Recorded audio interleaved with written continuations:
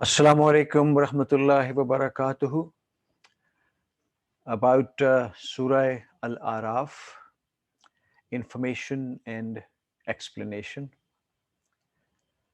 पहले अंग्रेजी में और फिर उसका तर्जुमा उर्दू में. अल्हम्दुलिल्लाह वस्सलातु वस्सलामु अला रसूलुल्लाह अम्मा बाद. औज़ु बिल्लाहि मिनश शैतानिर रजीम. बिस्मिल्लाहिर रहमानिर रहीम. Surah Al A'raf has total of 206 ayat and it was revealed in Makkah.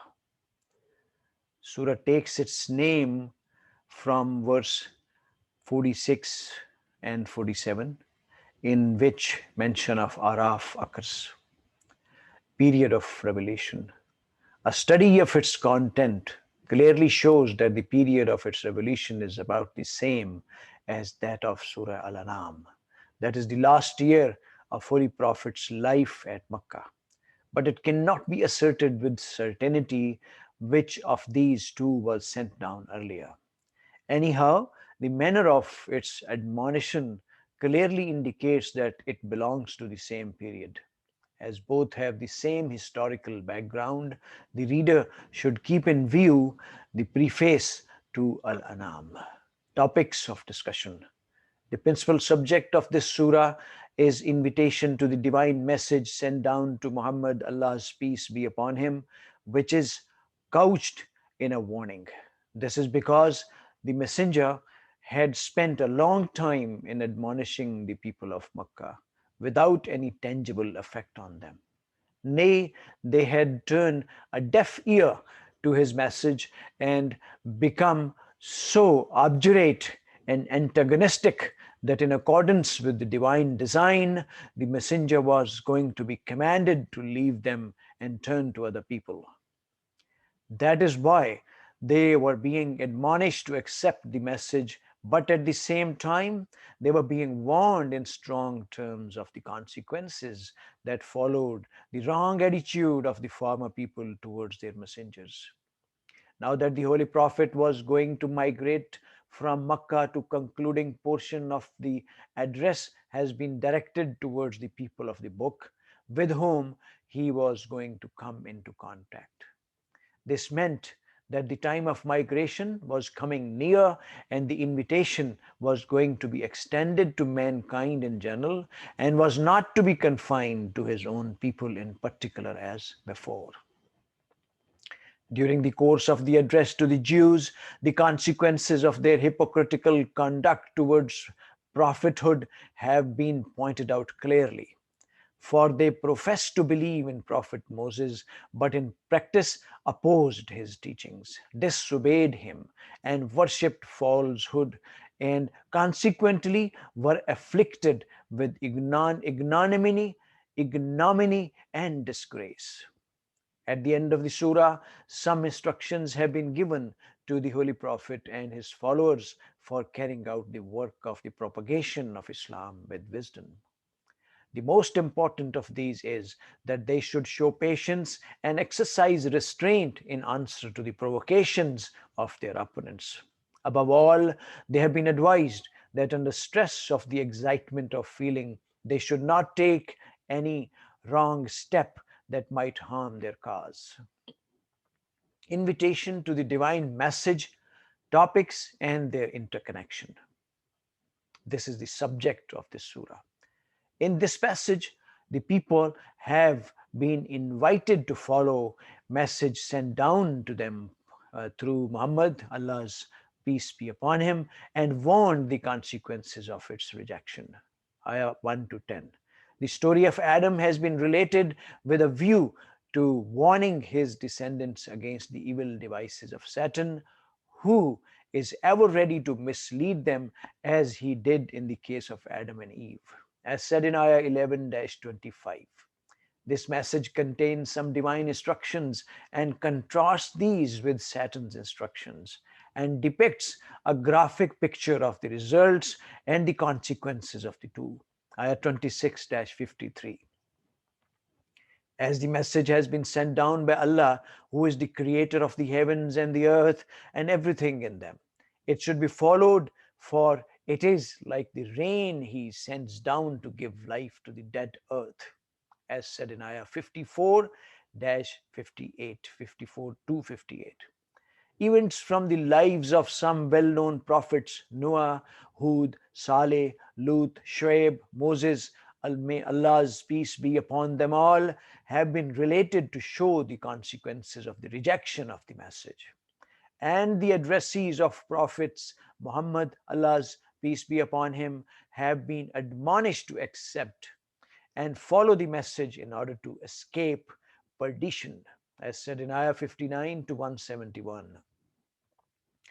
As the covenant with the Israelis was mentioned at the end of the preceding passage, the whole mankind has been reminded very appropriately of the covenant that was made at the time of the punishment of Adam as the vicegerent of Allah, so that all of his descendants should remember it and accept and follow the message that was delivered by the Holy Prophet.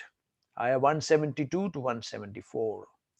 This example of the one who had the knowledge of the message but discarded it has been cited as a warning to those who were treating the message as false. They have been exhorted to use their faculties to recognize the message, otherwise, hell would be their abode. Ayah 75, 175 to 179. In concluding portion of the surah, some deviations of those who do not use their faculties properly to understand the message have been dealt with, and they have been admonished, reproved, and warned of the serious consequences of their antagonistic attitude towards the message of the Holy Prophet. Ayah 180 to 198. In conclusion, the instructions have been given to the Holy Prophet and through him to the followers about the attitude they should adopt towards those who reject the message and deviate from it. Ayah 199 to 206. And now, Khawateen Hazrat, इस तशरीह और वजाहत का तर्जमा उर्दू में सूरह अल आराफ की 206 आयत हैं और ये मक्कातुल मुकर्रमा में नाजिल हुई। नाम, इस सूरह का नाम आराफ इसलिए रखा गया है कि इसकी आयत नंबर 46 और 47 में आराफ और असहाब का जिक्र आया है। गोया इसे सूरह आराफ कहने का मतलब ये है कि वो सूरह जिसमें आराफ का जिक्र है। ज़माना नुज़ूल, इसके मज़ामीन पर गौर करने से बैन तौर पर महसूस होता है कि इसका ज़माना नुज़ूल तकरीबन वही है जो सूरह अल इनाम का है। ये बात तो यकीन के साथ नहीं कही जा सकती कि ये पहले नाजिल हुई है या वो, मगर अंदाज़ तकरीर से साफ जाहिर हो रहा है कि ये इसी दौर से मुताल्लिक है। लिहाजा उसके तारीखी पस मंज़र को समझने के लिए इस दिबाचा पर एक निगाह डाल लेना काफ़ी होगा जो हमने सूरह इनाम में बताया था। मुबाहिस, इस सूरह की तकरीर का मरकजी मजमून दावत रिसालत है। सारी गुफ्तगू का मुद्दा ये है कि मुखातबों को खुदा के फरिश्तादा पैगंबर की पैरवी इख्तियार करने पर आमादा किया जाए, लेकिन इस दावत में अंदाज तंबीह और डरावे का रंग ज्यादा नुमाया पाया जाता है, क्योंकि जो लोग मुखातिब हैं यानी अहले मक्का, उन्हें समझाते समझाते एक तवील ज़माना गुजर चुका है और उनकी गिरांगोशी, हट धर्मी और मुखालिफाना जिद इस हद को पहुंच चुकी है कि अनकरीब पैगंबर को उनसे मुखातबा बंद करके दूसरों की तरफ रुजू करने का हुक्म मिलने वाला है। इसलिए तफहीमी अंदाज में कबूल रिसालत की दावत देने के साथ उनको ये भी बताया जा रहा है कि जो रविश तुमने अपने पैगंबर के मुकाबले में इख्तियार कर रखी है, ऐसी ही रविश तुमसे पहले की कौमें अपने पैगंबरों के मुकाबले में इख्तियार करके बहुत बुरा अंजाम देख चुकी हैं। फिर चूंकि उन पर हुज्जत तमाम होने के करीब आ गई है, इसलिए तकरीर के आखिरी हिस्से में दावत का रुख उनसे हटकर अहले किताब की तरफ फिर गया है اور ایک جگہ تمام دنیا کے لوگوں سے عام خطاب بھی کیا گیا ہے، جو اس بات کی علامت ہے کہ اب ہجرت قریب ہے، اور وہ دور جس میں نبی صلی اللہ علیہ وآلہ وسلم کا خطاب تمام تر اپنے قریب کے لوگوں سے ہوا کرتا تھا، خاتمے پر آ لگا ہے۔ دوران تقرری میں چونکہ خطاب کا رخ یہود کی طرف بھی پھر گیا ہے، اس لیے ساتھ ساتھ دعوت رسالت کے اس پہلو کو بھی واضح کر دیا گیا ہے کہ پیغمبر پر ایمان لانے کے بعد اس کے ساتھ منافقانہ روش اختیار کرنے اور سمع و طاعت کا عہد استوار کرنے کے بعد اسے توڑ دینے اور حق اور باطل کی تمیز سے واقف ہو جانے کے بعد باطل پرستی میں مستغرق رہنے کا انجام کیا ہے۔ سورہ کے آخر میں نبی صلی اللہ علیہ وسلم اور آپ کے صحابہ کو حکمت تبلیغ کے متعلق چند اہم ہدایات دی گئی ہیں، اور خصوصیت کے ساتھ انہیں نصیحت کی گئی ہے کہ مخالفین کی اشتعال انگیزیوں اور چیرہ دستیوں کے مقابلے میں صبر اور ضبط سے کام لیں، اور جذبات کے ہیجان میں مبتلا ہو کر کوئی ایسا اقدام نہ کریں جو اصل مقصد کو نقصان پہنچانے والا ہو۔ خواتین و حضرات، یہاں پہ سورہ الاعراف کے تینوں سیشن ختم ہوتے ہیں۔